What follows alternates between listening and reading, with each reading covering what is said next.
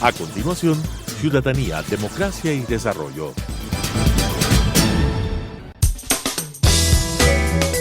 Clasificación B, bajo supervisión de un adulto.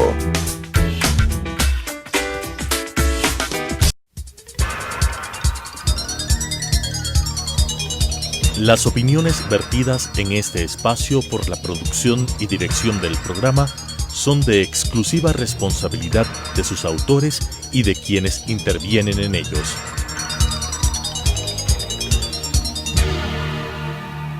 Telesucesos, Canal 29, UHF y la Unión Nacional de Periodistas presentan Ciudadanía, Democracia y Desarrollo, un espacio para explorar la acción ciudadana en relación a las políticas públicas y su impacto en la calidad de vida de los ecuatorianos. Ciudadanía, Democracia y Desarrollo. Un gusto, bienvenidos y bienvenidas amigas y amigos a su programa Ciudadanía, Democracia y Desarrollo. Nuestro invitado es Gustavo Ich. Me parece a mí que no necesita presentación, pero igual les voy a dar unos tips. Y ustedes conocen también que este es un programa en coproducción de la Unión Nacional de Periodistas y este canal. ¿Quién es Gustavo Ich? Él tiene un título de Magíster en Estudios Sociales con mención en Ciencias Políticas por la Facultad Latinoamericana de Ciencias Sociales Flaxo. Es licenciado en Ciencias de la Comunicación Social, especialización en Investigación de la Comunicación. Es un experto en diseño y ejecución de estrategias de comunicación electoral y de gobierno, manejo de crisis, comunicación corporativa. Desde el 96 ha formado parte de equipos de campañas electorales presidenciales, vicepresidenciales, seccionales y legislativas en el país. Con el cargo actual de él es consultor político, especialista en comunicación electoral, comunicación de gobierno, gestión de comunicación en escenarios de crisis, docente en la especialización y maestría de comunicación estratégica en la Universidad Andina Simón Bolívar. También estuvo poco tiempo en el gobierno como secretario de comunicación y tiene muchísimos otros cargos de asesoría, de jefe de relaciones públicas, de asesor, en fin, en muchas otras instituciones. Sería larguísimo leer toda la hoja de vida de Gustavo. Bienvenido, un gusto y un honor tenerte en este programa, Gustavo. Muchísimas gracias por la invitación, el honor es mío. Gracias, Gustavo. Gustavo, hemos visto, los ciudadanos, las ciudadanas, han visto o han tenido la oportunidad, me parece que no en un porcentaje muy alto, pero creo que más o menos los ecuatorianos y ecuatorianas han tenido la oportunidad de conocer algo de los 16 candidatos presidenciales. Hay muchas personas que cuestionan los formatos que se han hecho a través de los distintos medios, sea de la Universidad de Espíritu Santo, sea del mismo Consejo Nacional Electoral, en fin. La pregunta que quiero hacerle a Gustavo Ich ¿es demagogia cuando los candidatos a la presidencia de la República ofrecen algo sabiendo que no pueden y que no lo van a cumplir? Gustavo, bienvenido. Por supuesto, es demagogia. Los candidatos entran a las campañas electorales bajo una serie de propósitos que luego son expuestos a través de los planes de gobierno que presentan a la ciudadanía durante la campaña.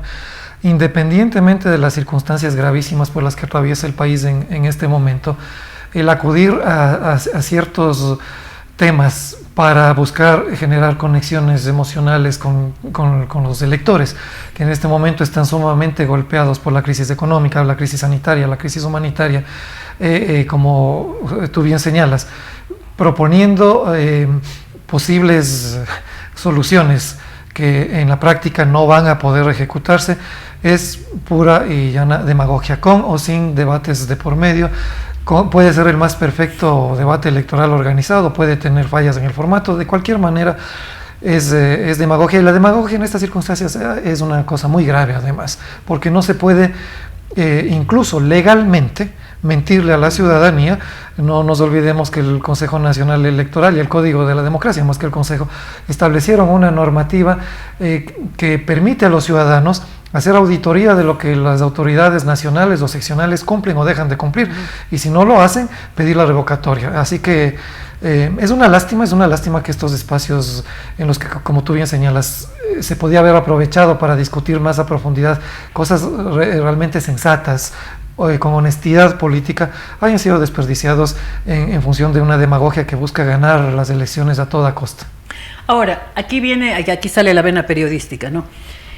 De esto se debería encargar el periodismo, Gustavo, de justamente hacer caer en cuenta al ciudadano, a la ciudadana, al habitante de a pie, cómo los candidatos, muchos de ellos, no todos, pero faltan a la verdad, porque de las ofertas que ellos están haciendo, muchas son inconstitucionales y muchas tampoco dependen de ellos, sino de la Asamblea Nacional. Y quiero ponerte un ejemplo. En derechos humanos, desde mi particular punto de vista, creo que la mayoría de candidatos pierden el año. Por ejemplo, Isidro Romero dijo que él pedirá pena de muerte. Y claro, cuando tú oyes, dices, wow, pena de muerte para los delincuentes, para los ladrones, etcétera, etcétera.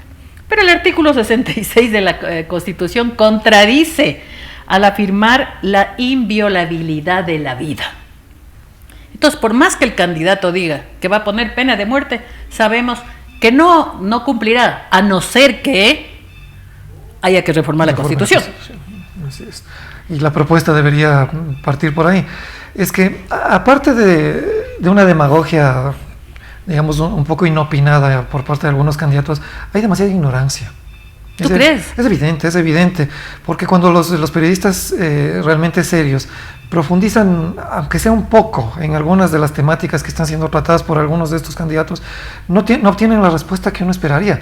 Uno se da cuenta cuando la respuesta es una respuesta política, evasiva, que elude el tema, pero que es un recurso para salir a veces hasta inteligentemente de alguna circunstancia que puede ser adversa para la imagen del aspirante.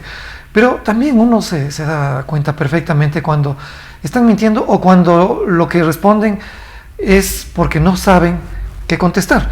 Si de entrada están planteando una cosa así, sin acudir a una revisión de la Constitución, o son muy ignorantes en materia política constitucional, o tienen muy poco respeto por la ciudadanía. Creen que a la ciudadanía es muy fácil engañarle, y esto tiene un antecedente.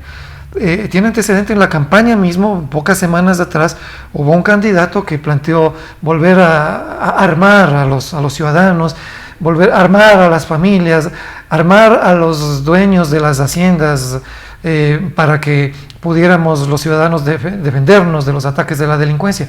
Yo no sé si ahí hubo demagogia, ahí hubo la intención de captar votos acudiendo al recurso del manejo de la estadística, que señalaba como uno de los problemas más constantes en la preocupación de los electores, el tema de la inseguridad, al hecho de que en ese contexto ese candidato había cometido un par de errores también serios y tendía a bajar en la intención de voto, a que apareció otro precandidato que finalmente no fue calificado por el CNE, que afectó muchísimo los números del primero, y se les ocurre lanzar esta propuesta, ¿no? Ese es el antecedente, cuando en la Constitución eso ya está establecido.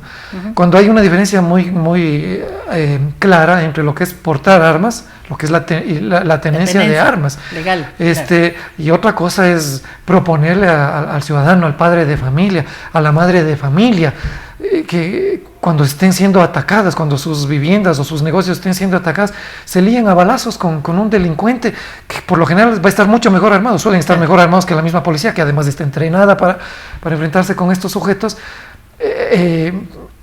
desatendiendo además lo que son las obligaciones constitucionales de la policía. En fin, una serie de cosas que hemos venido viendo en el afán, insisto, de consolidar votaciones, de sintonizar emocionalmente con los electores, porque muchas asesorías les comentan que el voto no es racional, que el voto es emocional, lo cual lamentablemente es cierto. Y que hay que generar impacto. Pero una cosa es que el voto sea emocional, que la política sea emocional, y otra cosa es que se crea que a la gente se le puede mentir, que a la gente se le puede engañar, se les puede decir exactamente, ofrecerles cualquier cosa, o hacer campañas en base a un sentido del humor que luego tampoco tienen consistencia. Es decir, los jóvenes es otro de los temas de las asesorías ahora que se pusieron muy de moda en esta campaña, ¿no? Los jóvenes representan las dos últimas generaciones que van a concurrir a votar. Pues son aproximadamente el 40, de que es el voto facultativo a partir de los 16. Si van las dos últimas generaciones, estamos hablando del 45% de electores. Entonces, estas asesorías les comentan o les inducen a los candidatos, les dicen, hay que captar el voto de este sector, de este target. ¿Y dónde se encuentra ese target? Es el target que está conectado a redes. Pero ahí hay que hacer una investigación más profunda. No todos los jóvenes que están conectados a redes les interesa la política o se conectan con la política tradicional. Bueno, ¿cuántos Además son? hay que saber hasta el lenguaje que utilizas, Claro. ¿no es cierto? Entonces, En redes. nada, vamos a las redes y hagamos lo que hicieron por ahí unos 2 o 3 candidatos que ni siquiera provocaron risa, provocaron una pena, ¿no? Es un asombro Así que es. da vergüenza ajena. A salvo uno que sí tuvo un buen manejo del sentido del humor, trabajó con una agencia publicitaria y algo hablaba después del chiste, algo hablaba de su propuesta. Por lo menos ahí algo lo salvó. Otros candidatos que acudieron a redes para captar este target de los jóvenes, un desastre, un desastre completo, técnicamente, comunicacionalmente. A ver, Gustavo, uno como periodista tiene la oportunidad de tratar con diversas personas, diversos segmentos de la población. Y, por ejemplo, muchos ecuatorianos se sienten humillados, creo que eso es, porque dicen que los candidatos les tratan de forma despectiva al hacerles este tipo de afirmaciones y de promesas. Y dice, es como que la población ecuatoriana sería una población de ignorantes, y no somos ignorantes, somos gente educada, preparada, con formación, ¿no es cierto? Quizás no todos con una formación académica, en fin.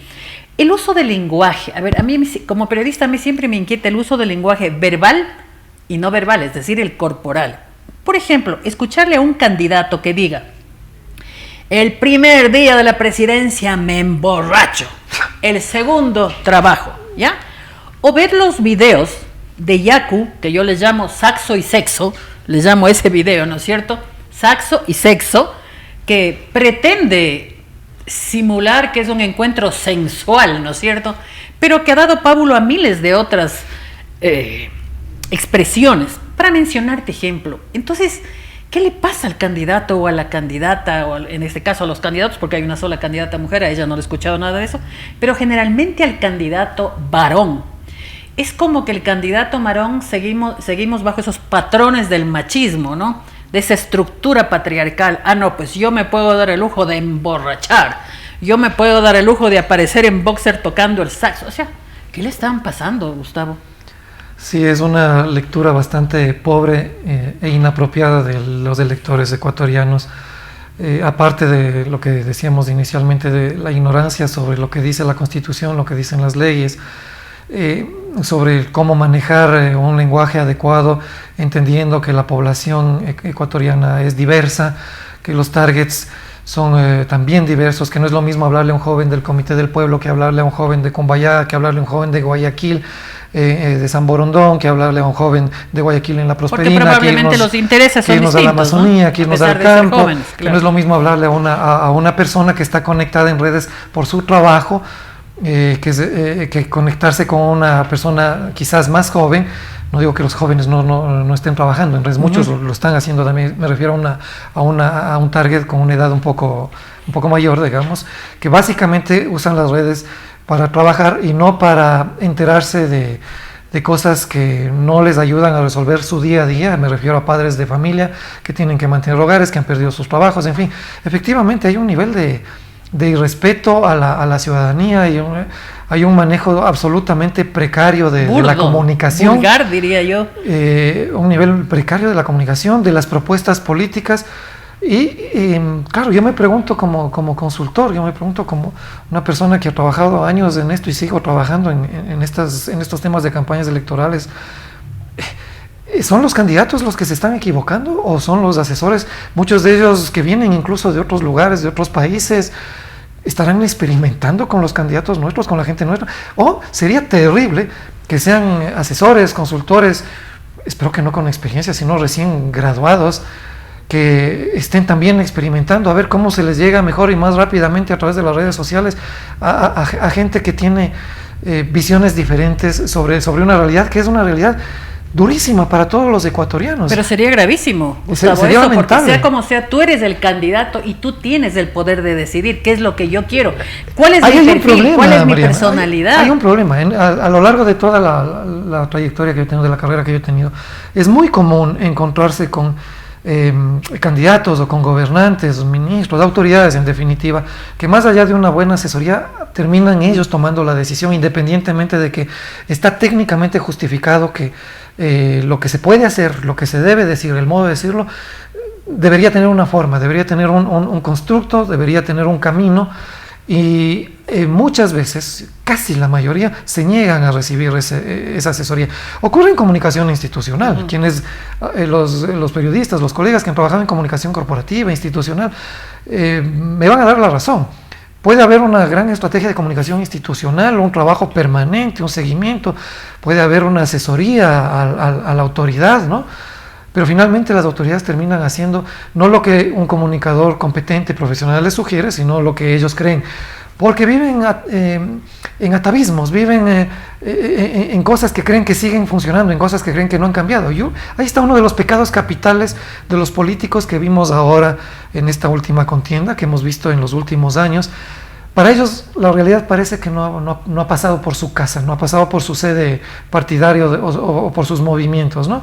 Siguen comportándose como hace 10, 15, 20 años atrás, creyendo que pueden convencerle a la gente con estos malabares discursivos, con esta semántica tan pobre, con esta simbología tan atrabiliaria, con estos discursos, como tú decías, ¿no? Circo y pan, machistas o absolutamente irrespetuosos de las mujeres, de los mismos jóvenes, porque no es que al joven no le interese la política, al joven no le interesa ver políticos como esos. Ahora, pero Gustavo, también aquí entramos en un terreno que siempre está dominado, la comunicación. Es como que la comunicación, muchos, no solamente políticos, funcionarios, gobernantes del sector privado, del sector público, es como que le ven a la comunicación como la última rueda de coche. El primer corte que se hace en una institución es ¡chac! Comunicación, porque creen que eso está sobrando. Y estamos viendo, sobre todo en esta campaña, que muchísimos de los candidatos no saben comunicar y se convierten en caja de resonancia, ¿no? Entonces aprenden bien el libreto y empiezan a replicar, pero no comunican. O sea, nosotros sabemos que hay una gran diferencia entre informar y saber comunicar. ¿Por qué? ¿Por qué está ocurriendo esto cuando entendemos que como seres humanos la comunicación es un eje transversal, o debería ser un eje transversal? Y hoy, con mucho dolor, vemos que muchos de los señores candidatos no saben, no tienen facilidad de palabra, y tú ves cómo mecánicamente van repitiendo y después dicen, es que me han puesto escopolamina, es que me olvidé de esto, es que no recuerdo este otro. Entonces, tú dices, bueno, ¿cómo es esto que un candidato no puede hilar las ideas, ¿no es cierto? No puede ir combinando, porque uno en el cerebro va pensando, pues no. Entonces, para eso hay la técnica también de respiración, etcétera, etcétera. Entonces, es complejo el panorama, Gustavo. Sí, yo pienso que los políticos, algunos están tratando de saltarse un curso fundamental, que es precisamente el curso de comunicación política. Y es un curso que toma años, es un curso que se debe desarrollar con inteligencia, con sensibilidad, con regularidad, hay que darle seguimiento. Y con conocimiento de tu país, pues. Por supuesto. Entonces, porque no es que de la noche a la mañana improvisas para saber qué pasa en tu país. Claro, porque por un lado tenemos un bloque de gente que ha hecho política, casi dinosaurios, verdaderos dinosaurios de la política, que todavía están haciéndola, que todavía están vigentes, que han trasladado esos pensamientos arcaicos a sus organizaciones, que no han permitido el surgimiento de nuevos liderazgos, que no se han capacitado, que no han permitido que los jóvenes políticos se capaciten, y cada vez que hay elecciones se activan, y se activan a través de lo que yo he llamado emprendimientos, entre comillas, por no decirles de otra manera, y otro bloque de políticos que muy interesados en lo que la política les abre como posibilidades, no solo de exposición, sino de trabajo. Muchos parece que van a tratar de arreglarse la vida en esto, porque si no entiendes su cómo situación gente económica, que no tiene la más mínima experiencia, trayectoria, ni conocimiento en política, pretende luego concursar, presentarse a una elección, y algunos terminan ganando, ¿no es cierto? Entonces, ese segundo bloque da un salto y quiere conectarse con los electores, con los ciudadanos, y cree que es tan sencillo hacerlo como, no sé, entrar a Google o hablar con alguien que ha estado en un par de seminarios y que ya cree que es un asesor experto. No los entiendo realmente, pero cometen estos errores porque hemos visto ahora transformaciones extremas, como se dice en algún programa de televisión, ¿no? Candidatos que antes usaban terno, que iban bien engominados a sus entrevistas, a sus mítines, a sus reuniones, y ahora lucen Están cargados tuneados. esclavas de origen tradicional, indígena, aborigen, otros símbolos cristianos, con otro corte de cabello, vestidos como si tuvieran 20, 30 años menos. O sea, una desesperación por hacer lo que no han hecho al menos durante 30 años. Y es la cosa más sensible, hablar con la gente.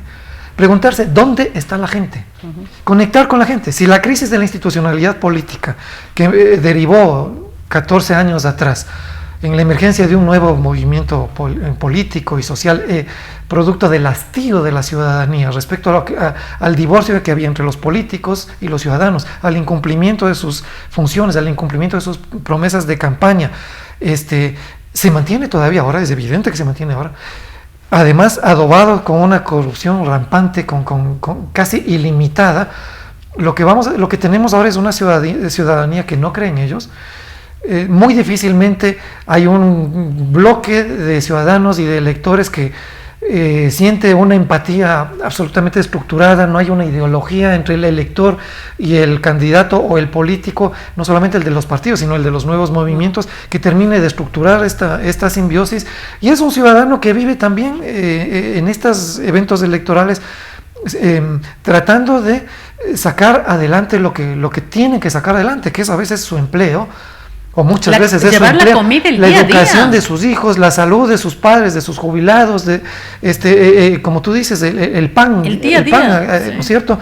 Y la política no entiende nada de esto, los políticos no entienden en su gran mayoría, hay excepciones, siempre hay excepciones que confirman la regla, pero la enorme mayoría no lo hace, y por eso tenemos algo que las encuestas, las serias encuestas, están permanentemente situando: el descontento, la desconexión entre los ciudadanos, entre los electores, con la política en general y con los políticos. Si esto no fuera así, tendríamos, como hace poco tiempo, candidatos que tendrían la posibilidad de ganar en primera vuelta.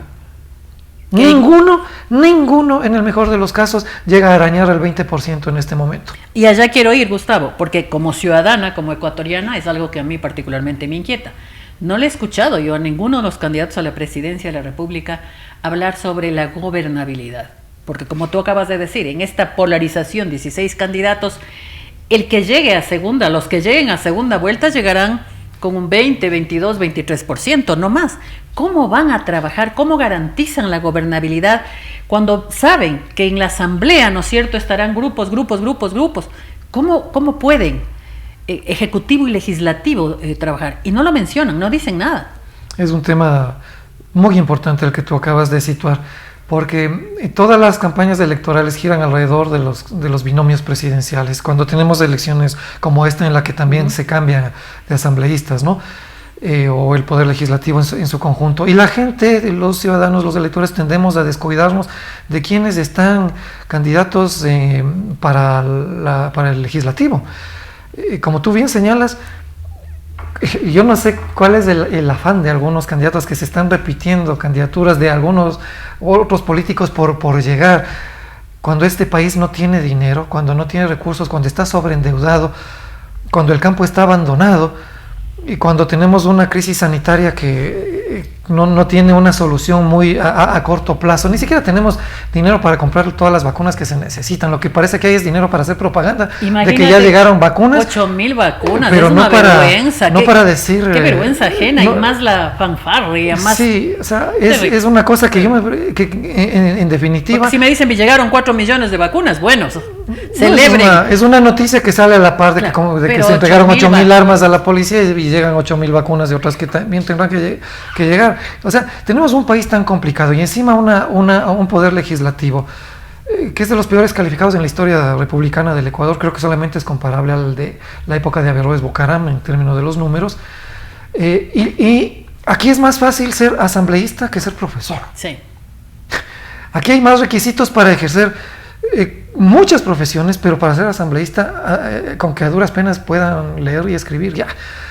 Eso ya dice mucho de la calidad de la democracia que tenemos. Ahora, si a eso le sumamos lo que tú señalas, es decir, vamos a tener una asamblea seguramente atomizada, y si no es atomizada, por lo menos fragmentada en los bloques que hayan alcanzado mayor número de votos para los binomios que se están preparando, digamos, que se están presentando. ¿Quién va a ser presidente o presidenta de la Asamblea? Me pregunto yo. O sea, si no gana el candidato a la presidencia, Si que no puede arrastra, tener, digamos. exacto, que no puede arrasar también en la Asamblea, Ajá. y no llama inmediatamente a un gran acuerdo nacional, para que no solo los políticos, sino también los empresarios, los productores, los académicos, los científicos, los gremios, nos pongamos de acuerdo en un proyecto de país, futuro. de país. De futuro, Claro. exacto, de país. No para beneficiar a las cámaras, no para beneficiar a la banca, no para beneficiar la impunidad, no para beneficiar a los aventureros. Mira lo que acaba de hacer Joe Biden, ¿no? Este En los país Estados Unidos. no va a tener futuro. Claro, como un estadista, Joe Biden, ¿no? Dice, gobernaré para los millones de Claro, es que estadounidenses, lo que no hay en- no para los que no votaron por mí, ni para los que sí votaron, no, para un país. He oído algunos discursos aquí en el Ecuador, últimamente sobre todo, que han señalado en campaña que se requieren políticas de Estado, y cuando ganan dicen que van a gobernar para todos, pero cuando llegan al poder se olvidan de las políticas de Estado, terminan haciendo solamente políticas de gobierno, a duras penas logran ejecutar esas políticas de gobierno, terminan tratando de inventarse las cosas, se les acaba el tiempo y al final del día no terminan haciendo prácticamente nada de lo que ofrecieron. Y además candidatos que dicen que si uno no ganó la elección no merece ser escuchado, es decir, se gobierna para el que votó, no para el que no votó por esa candidatura, lo cual es una irracionalidad no política, humana. Ahora, Gustavo, también hay que puntualizar un cambio que veo que también está pasando así como la letra chiquita, ¿no? Esta vez no se va a votar entre listas para escoger a los asambleístas, sino que se va a votar por lista. Así es. Que es otra cosa que también el Consejo Nacional Electoral en su campaña de educación cívica, ¿no es cierto?, debería puntualizar. Es decir, que se votará por plancha. Así es, lo que menos hemos tenido en todo este tiempo es información adecuada de parte del organismo adecuado para informar a la ciudadanía.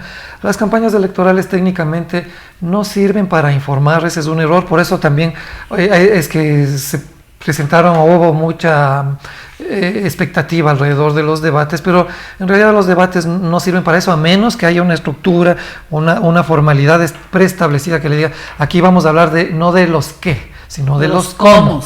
Y eso no pasa. Entonces uno asiste a los debates y quiere ver un poco de sangre, lo que quiere ver es si emocionalmente conecta con ese candidato, si estaba indeciso por A, por B, por Z, termino definiéndome por alguno de ellos. Pero ocurre que las campañas en definitiva no son para informar, son para generar ese lazo de empatía entre candidatos y electores, y eso pasa por mostrar cualidades, atributos que son vistos desde el ciudadano que los mira, que los conoce, no a través de la racionalidad, lamentablemente, sino a través de un ejercicio del inconsciente, en lo que ve si hay liderazgo, si hay asertividad, si estas empatía, personas son, ¿no? claro, si se genera esta empatía, si se expresa de una manera no solo correcta, sino que pueda ser también amable. Y el manejo ético. Pues. Exactamente, y además, obviamente, cuál es el pasado o los esqueletos en el armario que puede o no tener este candidato.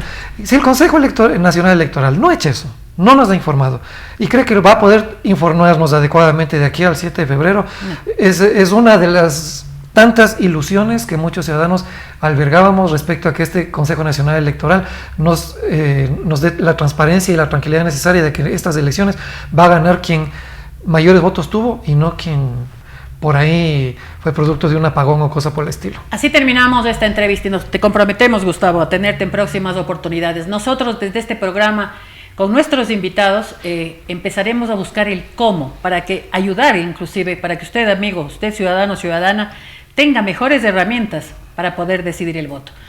Como todas las semanas, les decimos muchísimas gracias y por supuesto les invitamos para la próxima con un nuevo invitado.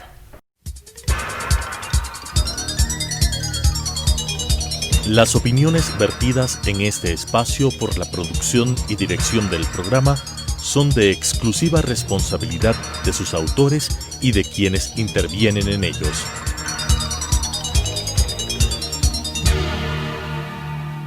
Telesucesos Canal 29 UHF y la Unión Nacional de Periodistas presentaron Ciudadanía, Democracia y Desarrollo, un espacio para explorar la acción ciudadana en relación a las políticas públicas y su impacto en la calidad de vida de los ecuatorianos. Ciudadanía, democracia y desarrollo.